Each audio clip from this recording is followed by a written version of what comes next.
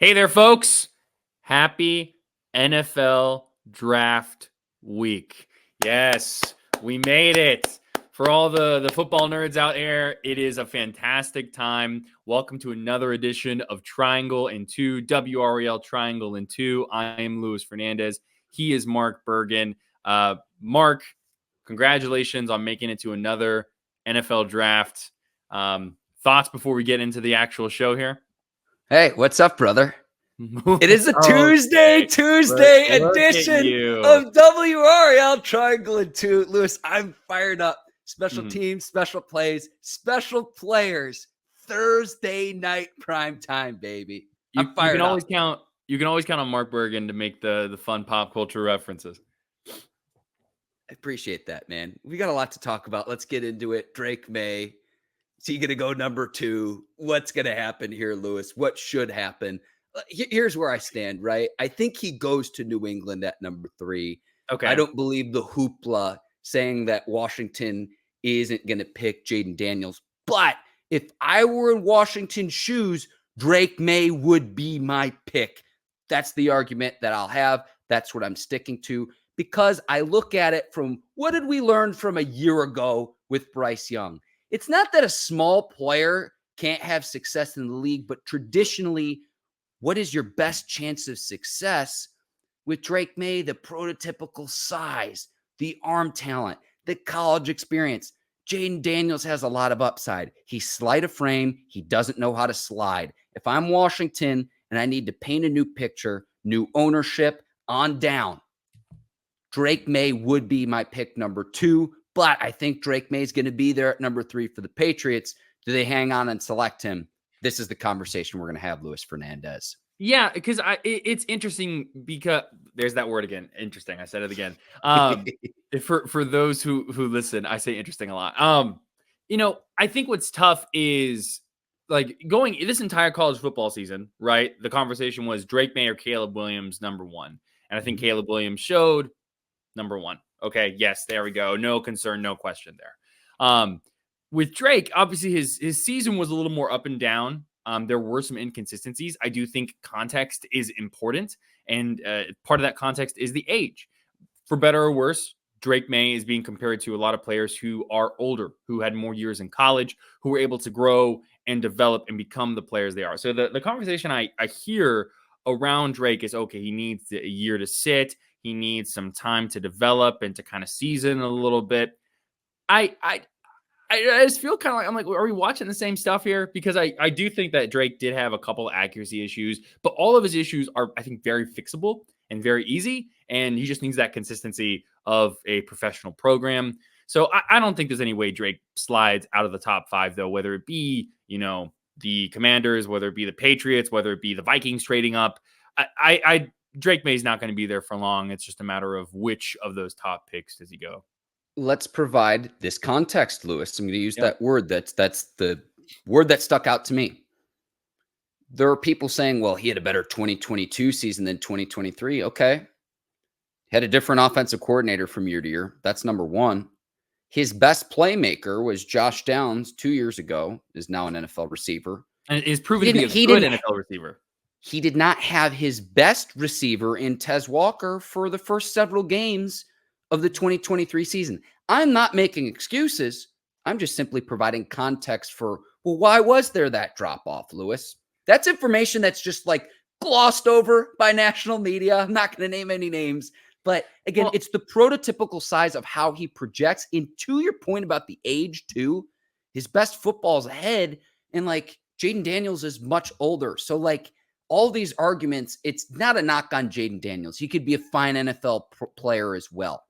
But if I have to make the decision between the two, some guy who has a George Washington-like figure and is 6'4", 230, and is built, I can show you other quarterbacks, the Justin Herberts of the world, the Josh Allens of the world, that are similar in that size and stature and built of what does success look like and how this player projects in the NFL. Hop in, Lewis. Did you say George Washington-like stature?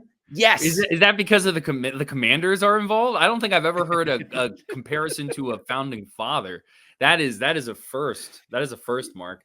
No, I think when you talk about drafts, right? I think a lot of times you want to draft for potential. It's not like Drake Maye is this like, super raw product or anything like that. No, like he was good. This is kind of like one of those things where when we get into the draft season, you can tell who watches college football and who doesn't watch college football. Not to get gatekeep essentially, but like and those little things that you've heard throughout the draft process. Oh, UNC, their quarterbacks don't necessarily work out in the NFL and blah, blah, blah. And there's a lot of like those things that are thrown out there that I'm like, so you just didn't watch Drake Maye play football in his college career then. I view it as the ceiling is higher with Drake Maye because he is younger, because you have all of that. So, if the Commanders want to draft Jayden Daniels number 2 overall, good for them. But I don't think Drake Maye is falling out of the top 5. Whoever New England selects at number 3, I just say good luck to them, because from the skill position players, Lewis, I think you and I would get some time on this current New England Patriots roster right now. You give me too much credit. Maybe 5 years ago. It's bad. It is. I like Gerard Mayo a lot, and I think that the Patriots could have success down the line, but they have to build that offense from the ground up. It is like wild how few skill position players they have. That was one of the main pieces of criticism against Bill Belichick in his final years there, is that they just couldn't do anything. They drafted players that didn't work out. They were not getting any kind of skill position players unless it was tight end. And so, it's going to be when you compare it to the Commanders too, right? You've got like Terry McLaurin. You've got what's his name? Wide receiver of Penn State. Either number 2 now. Dotson, Jahan Dotson. Jahan Dotson. Yeah. Yes, thank you. Dimey Brown is still there. You've got a lot of really talented players there. They're starting to build up their offensive line a little bit. It feels like that Commanders turnaround will be faster than like a Patriots turnaround would be. So. And same thing goes for the Bears, right? They've built up the skill position players. They're starting to build up their offensive line a little bit. That difference between the environment in 1 and 2 picks wise versus pick number 3, it's interesting. If you're Drake Maye, though, like the thing you want is to fall a little bit and then have the Vikings trade up and get you, and then you're throwing to Justin Jefferson, from day one. Okay. But you see so much about the Vikings targeting JJ McCarthy too. So yes, because like we talk about context, the place you go as a prospect at any position is so important to your success in the NFL. For most quarterback prospects, I'd argue that that's more important than what it is that you bring into the league, unless you're a Peyton Manning, Joe Burrow, John Elway type. I could name a few more names, Andrew Luck. Where you go and the fit of the franchise is heck of a lot more important. So what I wanted to ask you as well, Lewis, and this is a good transition, is if Maye falls out of the top 3, you mentioned the Vikings potentially moving up. Before yesterday, I would have said the Broncos would have been in that mix. They just trade for Zach Wilson. Who else could potentially trade up? Like maybe the Raiders? Is there anyone else that could trade into, say, the top 3 or top 4 to go get a quarterback, whether it's Maye, whether it's Daniels, whether it's JJ McCarthy? Because I think we'll see quarterback. We haven't seen that since 2021. If it's 4 straight quarterbacks, we've never seen that before. Who are the teams that could potentially trade up? Am I missing any of the teams that I haven't already named? Giants is another team that I've heard thrown around there a little bit, but the Giants pick top 10. So they wouldn't be having to move up too much more. I think it's less about the teams and it's more about which spot would the trade happen, right? I know the Patriots have talked about how they're looking at all options and things like that. I don't love the notion of them kicking the can down the road and waiting to see what happens at quarterback. Then at number 4, you've got the Cardinals, who I think it would make a lot of sense for them to go get that Marvin Harrison Jr., that Malik Neighbors, that receiver type. But that could be another option of someone they're trading. The Chargers at number 5, with Jim Harbaugh coming into the picture now. There's a lot of questions about, okay, they have Justin Herbert already. Do they want to try and get more picks? That roster has to have a lot of changes. Also, they could get a Marvin Harrison Jr. or a Malik Neighbors like immediately. Rome Odunze, Joe Alt.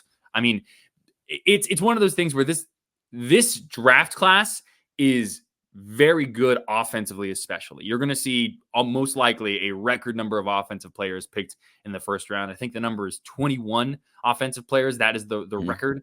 So you've got a ton of offensive talent early on, especially. I look at those, like I said, picks 4, pick 5, whether it be the Giants or the Raiders or the Vikings, those teams that have multiple first-round picks or that have high first-round picks that can trade into those spots. I don't think Drake Maye falls out of the top 5. Let me be on record. I'll say Caleb Williams, number 1 to the Bears, Jaden Daniels, number 2 to the Commanders, and I think Drake Maye goes to the New England Patriots with the 3rd overall pick. That's how I think it's going to shake out on Thursday night. Okay, there you go. And then we'll see if J.J. McCarthy gets thrown into that mix there with, a potential trade up or anything like that. So when we look at local products, Mark, right, we've got Drake Maye as bona fide first-round pick.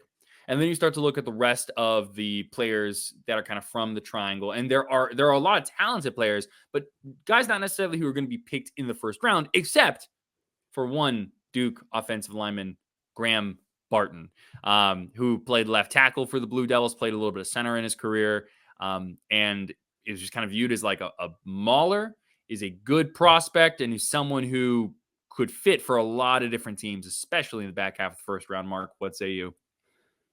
I'm calling this right now. I'm going to call my shot. 20th overall pick. The Pittsburgh Steelers are on the clock. They don't have a center on the roster. Graham Barton is going to be the selection for the Pittsburgh Steelers at number 20. This was floated out last week to national media. Outside of WRAL Triangle and Two, I host Believe in Steelers with 2-time Super Bowl champion Ike Taylor. He's a scout for the team. And here's how he described Graham Barton. Are you ready for this, Lewis? Describe him as part grizzly bear, part lion, part ballerina. And the ballerina part is because he's light on his feet.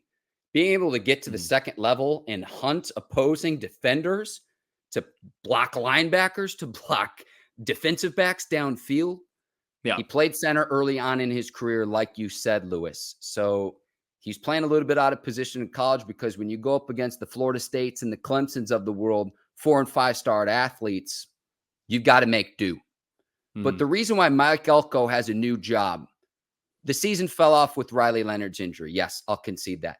College game day came to Durham for football for the first time ever, predicated upon the success of winning the line of scrimmage battle. That was Graham Barton on the offensive side of the ball, DeWayne Carter, another guy we'll talk about here in a little bit, on the defensive side of the ball.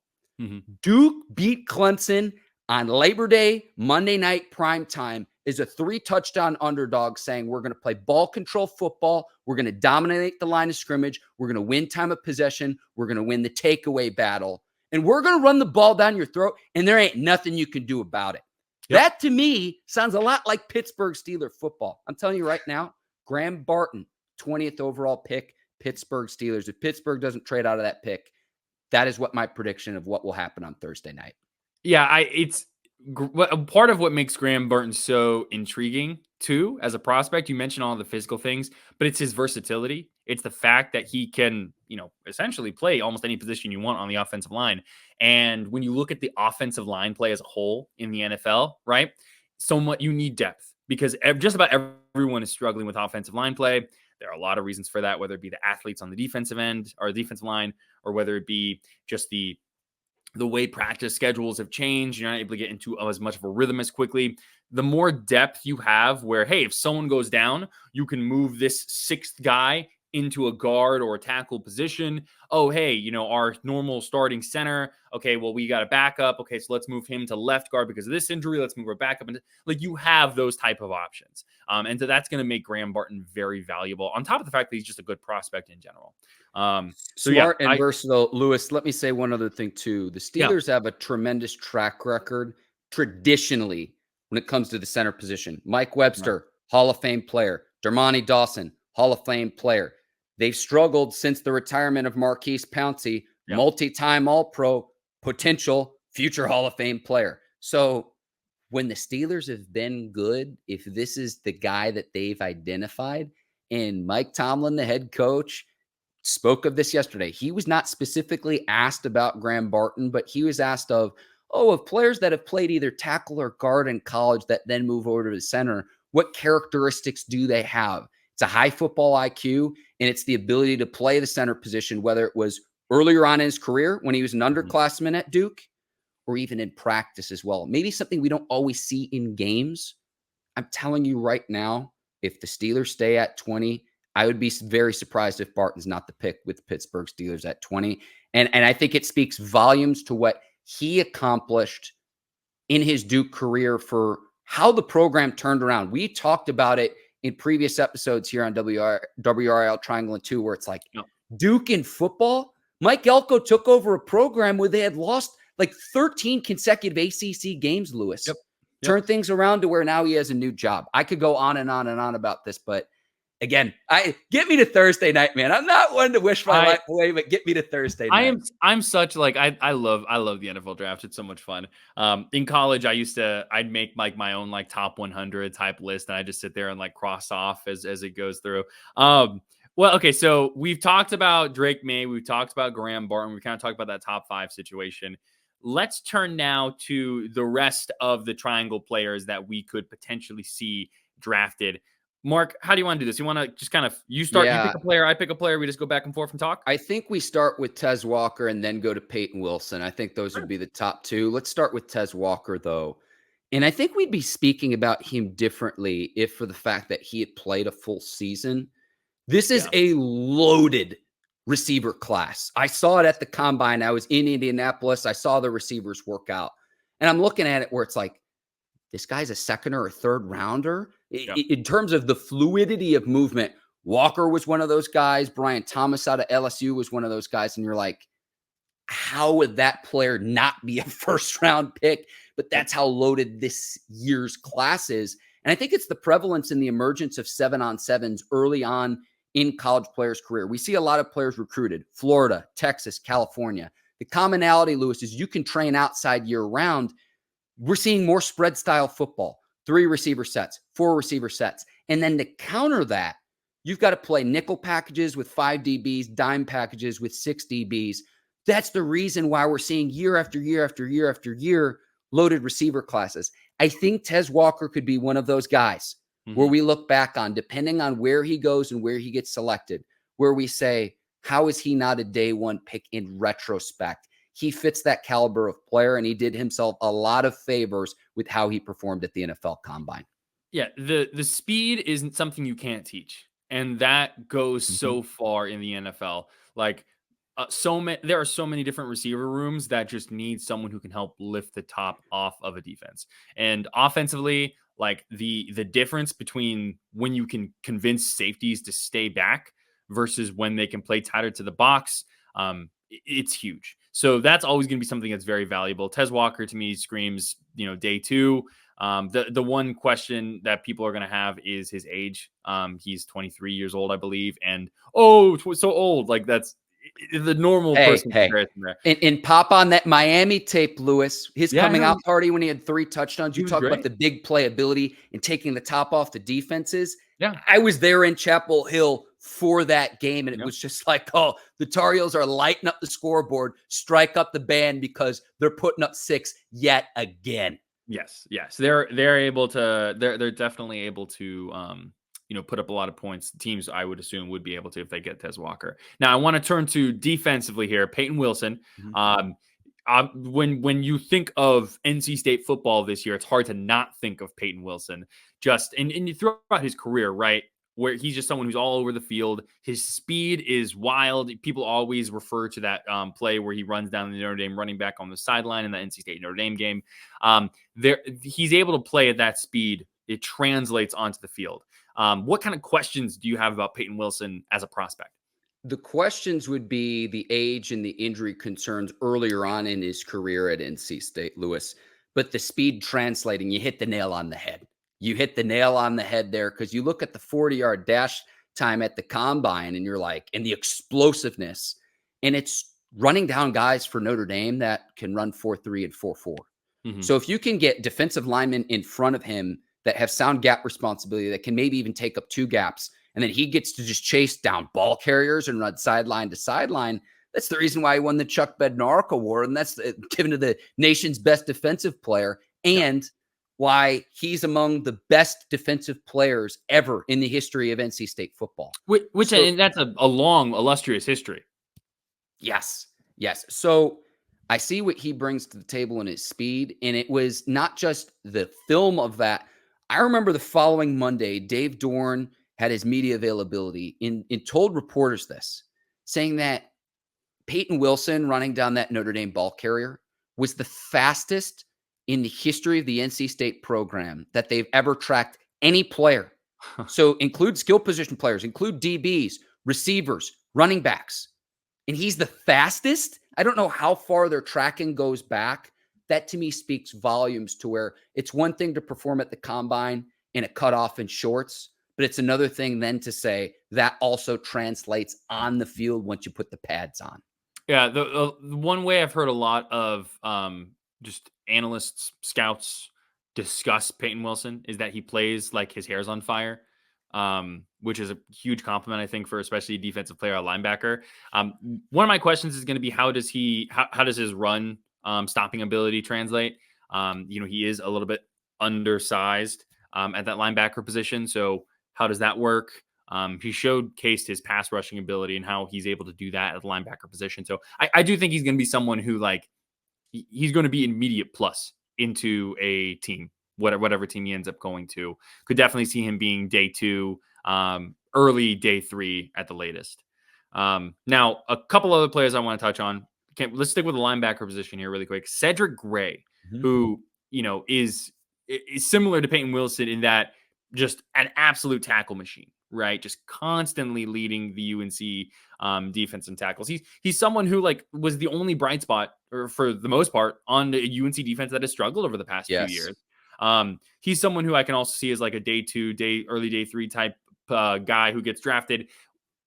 Some of that kind of depends on how teams value the linebacker position.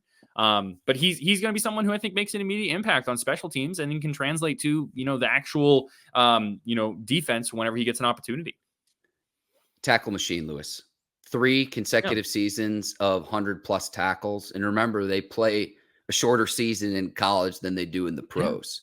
So all over the field. And look, I am on record saying that the Tar Heels had a Swiss cheese defense at the end of the year because Virginia put out the blueprint. Wasn't Cedric Gray's fault. I promise you that in the front 7 was not his fault. And look, there's the reason why UNC made the change and said, Gene Chizik, you're no longer going to be our defense coordinator. You're going to have a new DC in the 2024 season. But Cedric Gray was that constant for that Tar Heels defense and the one guy that you could rely upon to always consistently showing up around the football and making plays. And he was that guy. 3 straight 100 tackle seasons in college. I'd expect that to translate over. That football, put simply, it's organized violence, but it's block. Can you block? Can you tackle? And tackling is a strong suit of Cedric Gray. Yeah, exactly. Now, who else would you like to talk about here as we start to round out the I want to give DeWayne Carter his flowers, the 3-time captain out of Duke. And the reason I say this too is a lot of the same attributes that I mentioned with Graham Barton is Duke's success. Look, Riley Leonard's going to get a lot of the praise as the team's quarterback. Riley Leonard's probably going to be the starter for Notre Dame in the 2024 season. The Blue Devil season was derailed by injuries, not just to Leonard, but Leonard was a big part of that. Of you start out 4-0 and you kind of fall off, and then you end up having to go your 3rd-string quarterback. But DeWayne Carter up front in terms of changing the culture, the mindset of what people think about Duke football. And it's the reason why Mike Elko was sought after as a head coach. And it's the reason why Mike Elko's at Texas A&M now. But a 3-time captain, I thought he represented Duke really well at the ACC kickoff events before the start of the season. But when I think about how did Duke achieve success these last few years, people obsessed with the quarterback position with football.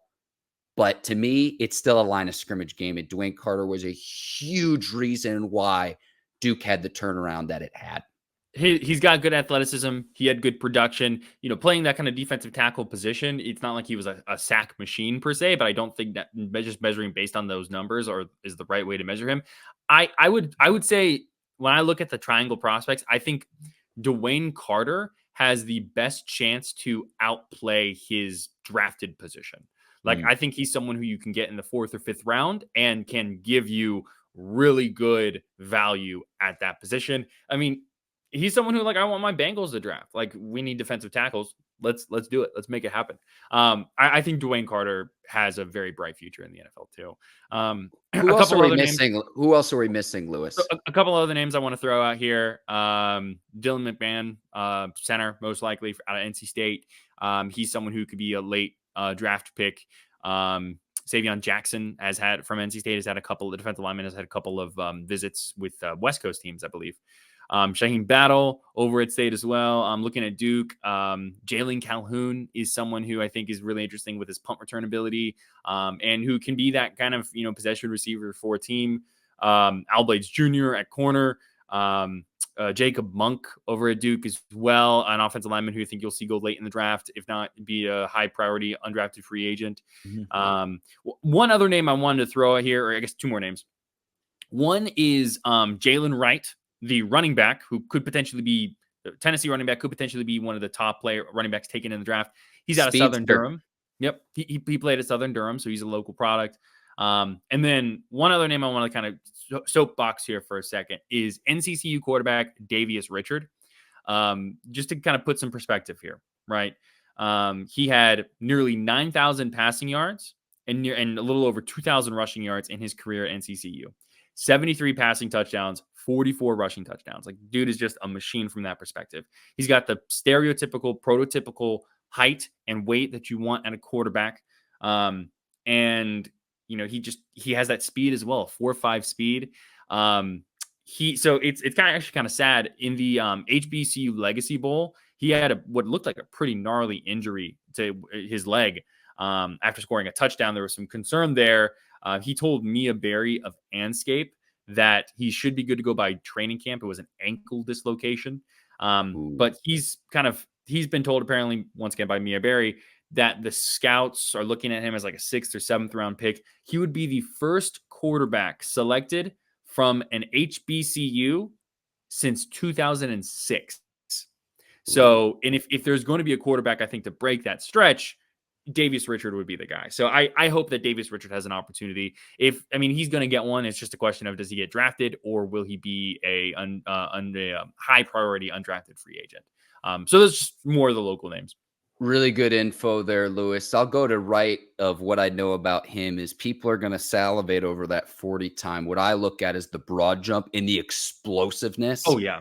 An 11-foot, 2-inch broad jump.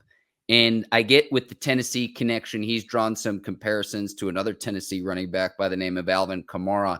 I think Wright's a little bit more explosive in terms of just being an overall athlete. Now, how that translates to the pros and the versatility and how Kamara has been a star player for the Saints, I'm not saying he's Alvin Kamara, but I can understand those comparisons just given what he did at UT and local connection to North Carolina. Running backs devalued, Lewis, but I would expect his name to be called at some point in time, day 2, day 3. I almost wish sometimes that the NFL draft was a little earlier in April, because I think that it gets very easy for teams to start overthinking things.